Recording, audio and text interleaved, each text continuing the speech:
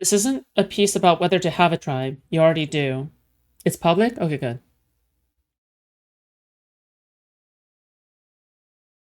You have a group that you are looking for ways to agree with them. While this is something we aren't always proud of and may work to minimize, it's just true. And you may secretly disagree with some things, maybe major things, with the consensus of a tribe you're attached to. That's normal as well. Most people are in the mega tribe, let's call it, or some form of normie culture of one form or another. The great virtue of a normie culture is the sheer scale of it guarantees a robust negotiation between its many members with different interests and perspectives.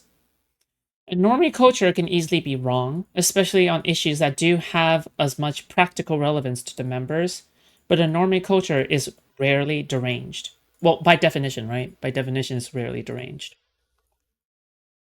I hate normies a bit right now because it is very much not acceptable in normie culture to view the United States as a verge of democratic collapse and the potential immediate need for incredible civic action. However, the normies aren't deranged, so it could be worse.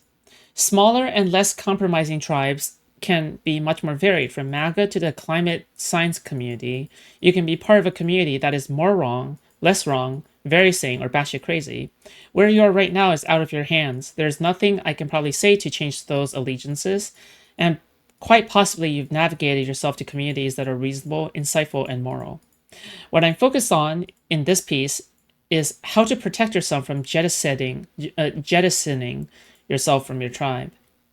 The madness of crowds is better than the chaos of intellectual exile. The Kipling quote, to not lose your head when all about you are losing theirs, is generally good advice, of course, but as I said above, it is normal to secretly disagree with even major beliefs of your tribe. The trick is making it public and facing the criticism and exile from your tribe, falling out of line. If your secret disagreement does not have tremendous moral value in sharing, then you probably will have to keep it hidden. Oh, yeah, like a secret atheist, right? In a cult. In this way, it's possible that many in your tribe have the same disagreement with orthodoxy, and yet there is a public impression of complete agreement. So a public falling in line, right? Falling in line. This is incredibly common in religion, where private skepticism is pragmatically kept to oneself. Yes. If you believe you can serve an important moral purpose, or you cannot choose to remain silent despite the futility of your announcement of heterodoxy, then you face a dilemma. What will you be without the tribe grounding you to your intellectual identity? Will you risk a roll of the dice of who you will become on every issue, not just the original moral impulse that is driving you to announce heterodoxy? Crowds or tribes can be a kind of madness, but individual humans can be mad. And there is no guarantee you will not end your exile in a tribe far worse than you ejected from, with too little remaining moral sense to repeat the feat of heterodoxy to escape again. Find your tribe first. Okay, interesting. I'm probably not going to read the rest of it. Oh no, there's only like a small part of it left. Yeah, okay, yeah, sure. I'll read the rest of it. Actually, why not? Yeah. Listen, in another life, I could have been a fucking. I actually tried to apply for. I actually tried applying for audiobook, audiobook reader before. Whose Substack is that? I have eaten foliage, which is a regular chatter and fan.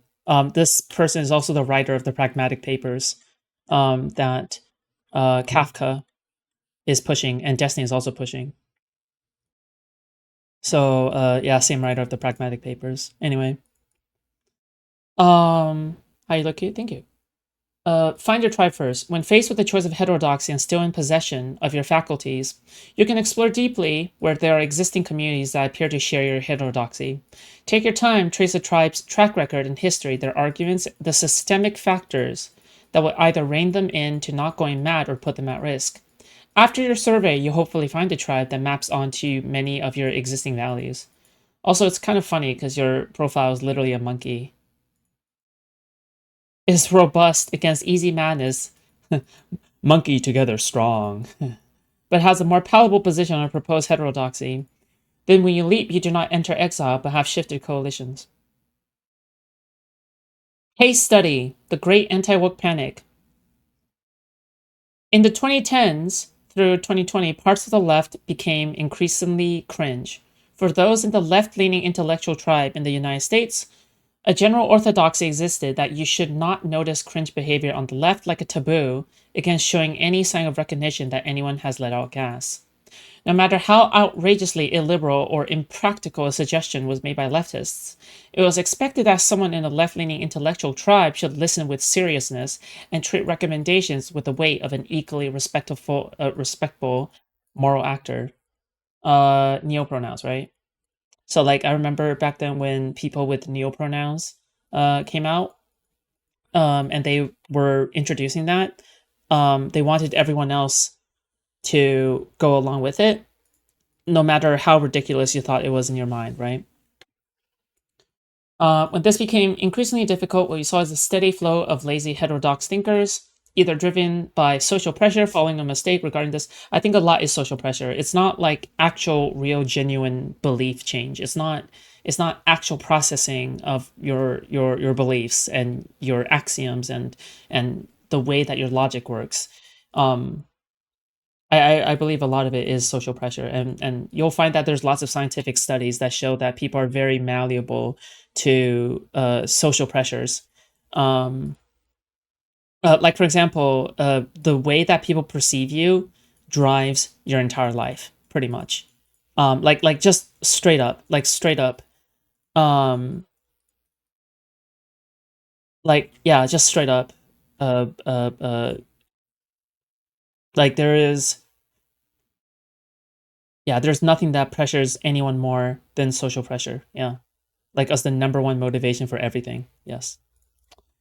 Um, there were many academic communities with long-standing conflicts with leftists that were perfectly liberal. They could have looked abroad to intellectual communities without this American vice, or they could have just looked to normie tribes that never had the issue of treating far-left ideas seriously and maintaining a generally liberal disposition.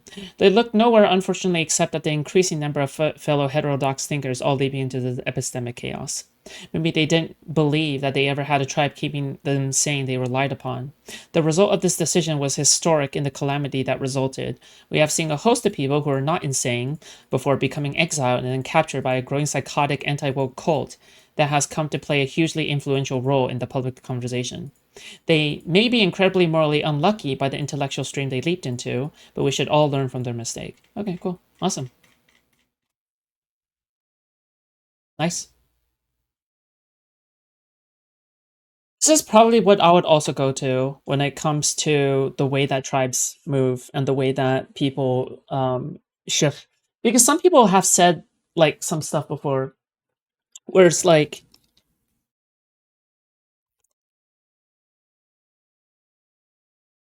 it becomes less about it becomes less about like introspecting on the way that you believe things when applied to every single piece of scenario, and it becomes more of two sides of the same thing. Because I remember when I was in college and I knew this person who listened to Joe Rogan, and Joe Rogan is obviously very populist. And the thing about Joe Rogan is that, uh, yeah, so we all pressured him. We all pressured him that, oh yeah, by the way, Joe Rogan is a fucking asshole. Joe Rogan is a bad person. Joe Rogan spreads misinformation. And what happened? Eventually, he got off Joe Rogan and he watched Hassan instead. I think I would have preferred it if he still watched Joe Rogan instead of Hassan, right? So he thought that he has changed his beliefs. He thought that he has changed the way that he thought about things. But in actuality, I suspect that, you went from one thing to another, but they're both of the same thing. They're both of the same foundation, right? They are populist and they are like even radical in some ways, right? So, yeah. They don't think about making sure they have something to anchor them. Well, no, they don't think about the way they process information or anything like that, which how it makes it a trap. Anyway, you guys should go to my subreddit, okay? In the end, like this is just a advertisement for my subreddit, okay? Like I will try to check out posts from my subreddit from now on, okay? I disavow. Nice. Good one. True. See, you can even make fun of me. Oh my god, Tachyon. Of course. Um yeah, okay. Yeah, go to my subreddit. Actually, we should also attach can a mod like edit like the sidebar and put in the ban appeal form so then people can go to the ban appeal form um in order to like on the subreddit, so then it can actually serve a practical use there as well. I think that would be helpful. um